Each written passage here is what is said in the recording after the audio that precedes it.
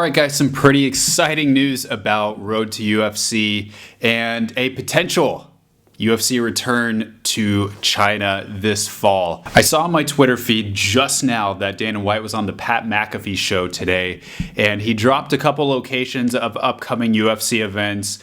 No real new surprises there. He alluded that they were going to Edmonton, Canada. He also, though, said that the UFC is going to go to Macau this fall. We're going to Abu Dhabi in October, Edmonton, Canada, Macau, China. While I had heard rumors of that Macau show, originally I actually heard that they could be going to Macau in August. That didn't pan out, and so I was wondering if it would happen later in the year. However, that schedule just gets tighter and tighter. Started to think that maybe our window was closing. And then to further things, Alex Behunin of MMA Mania then tweeted that so far, the date for the UFC Macau show is going to be on November 23rd. That's Thanksgiving weekend here in the US, so it makes sense that the UFC would do a show outside of the country. Now, hold this with a grain of salt because there's been a lot of issues with UFC getting into mainland China. Macau is a little bit different since it's probably some different people that would oversee the approval process of that event, since Macau is kind of its own special administrative region. The UFC had shows in Macau about a decade ago, and before that at the Cotai Arena. Most likely, I would think if they go to Macau, it would be at the Galaxy Arena, which is a new arena, about 18,000 seats. So it's a perfect place for a UFC event. And if you're thinking about timelines, that kind of lines up exactly with the Road to UFC Finals. The semifinals are next week, and then the finals could be 3 months later